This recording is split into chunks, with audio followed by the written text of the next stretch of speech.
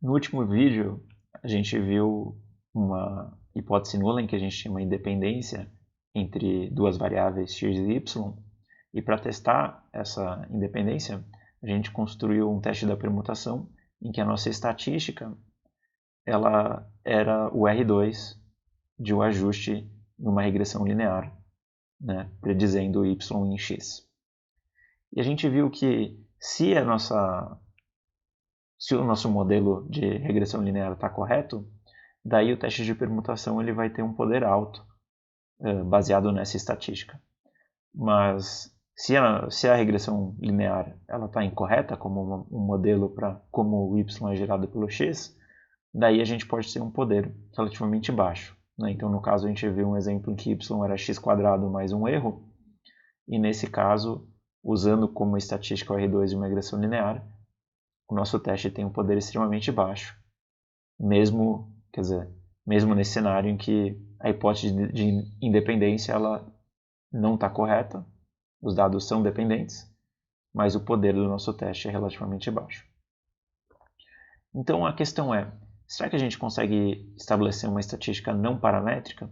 Né? A gente fazer um teste que ele pode ter um poder relativamente alto, mesmo quando os dados não são lineares, ou quando os dados têm um formato relativamente geral, de uma forma mais geral de associação. E para isso a gente vai usar uma regressão não paramétrica, baseada em aprendizado de máquina. E a gente vai começar a ver como a gente poderia fazer isso para construir um teste de permutação. É claro que esse tópico vai longe, então a gente só vai ver um primeiro exemplo e uma ideia de como a gente pode fazer isso. Então o que a gente vai ter? A gente ainda vai ter os dados, né, as unidades amostrais como sendo I e D, e a nossa hipótese nula vai ser que o xi é independente do yi. E a gente vai testar isso construindo uma estatística baseado em uma técnica de aprendizado de máquina, então uma regressão não paramétrica. Então, o que a gente vai fazer? A gente vai dividir o dado em teste e treino. Com base nos dados de teste, a gente vai ajustar, por exemplo, uma floresta aleatória, que vocês vão ver em mineração de dados. E depois a gente vai, com base nos dados de teste, a gente vai calcular o erro de predição, né, da nossa floresta aleatória nesse banco de dados. E tudo isso vai ser, esse erro de predição vai ser a estatística do nosso teste de permutação. E daí o que a gente vai fazer? A gente vai simplesmente repetir esse procedimento em várias permutações e ver se o nosso erro de predição ele é consistentemente inferior nos nossos dados originais do que nos dados permutados. E esse vai ser o teste da permutação. Então a maior parte da dificuldade está no ajuste da floresta aleatória e tudo mais. O teste da permutação em si, ele continua mais ou menos a mesma ideia que a gente viu nos demais vídeos. E agora a gente vai poder simplesmente implementar no R, né, esse teste e ver de que forma ele se comporta. Então vamos lá para o R.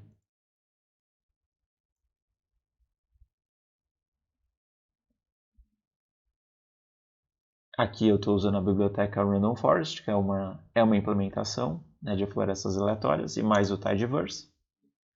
E o que a gente vai fazer? A gente vai gerar 1000 dados, em que x é uma normal 0,1, e o y ele vai ser x² mais um ruído branco, né, mais uma normal com desvio padrão 0,1. E a gente vai dividir os nossos dados em dados de treino, né, que estão indo até 2n/3, então até o x666 são dados de treino, e daí a gente tem mais 334 dados de teste aqui, que são, a gente está usando a parte final aí para fazer o teste. E daí agora, usando essa ideia de dados de treino e dados de teste, a gente vai construir uma estatística para testar a hipótese nula. Como que a gente vai fazer?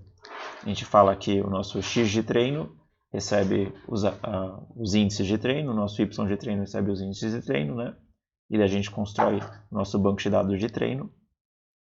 E o nosso banco de dados de teste a gente constrói da mesma forma, né? Usando os índices de teste. E daí a gente vai fazer o ajuste da nossa regressão pela floresta aleatória aqui.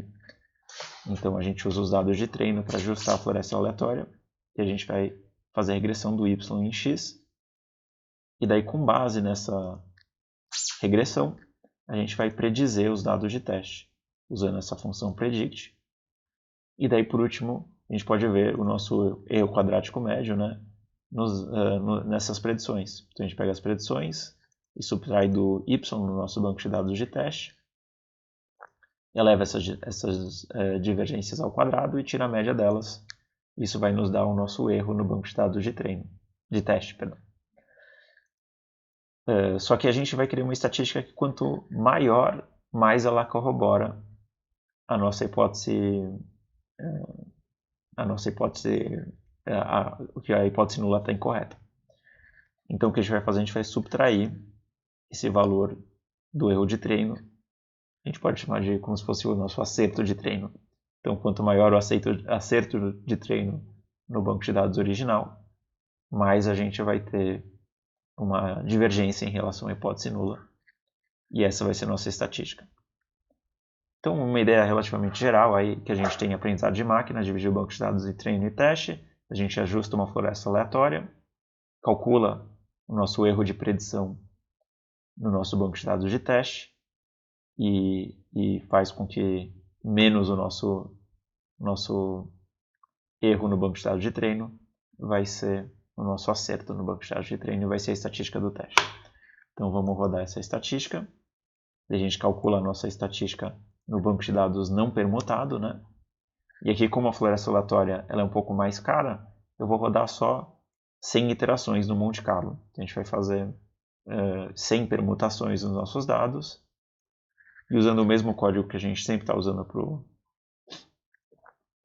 para o nosso teste da permutação. A gente gera uma permutação do x aqui, usando essa função sample, e calcula a nossa estatística nos dados permutados e vai guardando elas nesse banco de dados auxiliar.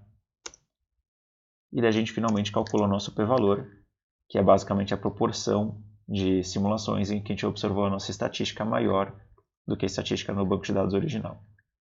Demora um pouquinho aqui, porque a gente está rodando 100 florestas aleatórias, né? Mas é só alguns segundos. E daí, com base nisso, a gente vai obter o nosso p-valor.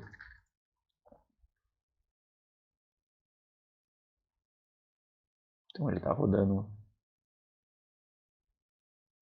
É só um tempinho. Terminou de rodar. Quando a gente vê o nosso p-valor aqui, a gente vê que é extremamente baixo, né? Menos de 1 em 100.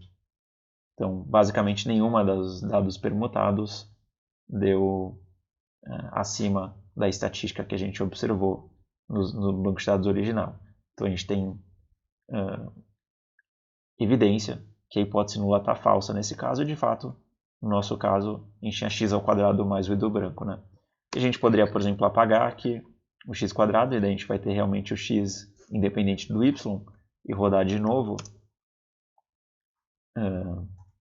o nosso teste da permutação para esse outro banco de dados em que o x de fato é independente do y, e a gente pode ver aqui o que vai acontecer no p-valor.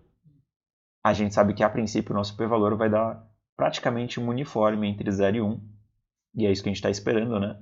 E a gente viu que demora uns 30 segundos para rodar, então a gente não vai conseguir rodar várias simulações do nosso p-valor para ver que ele está de fato dando uniforme. A gente só não espera que ele vai dar muito baixo.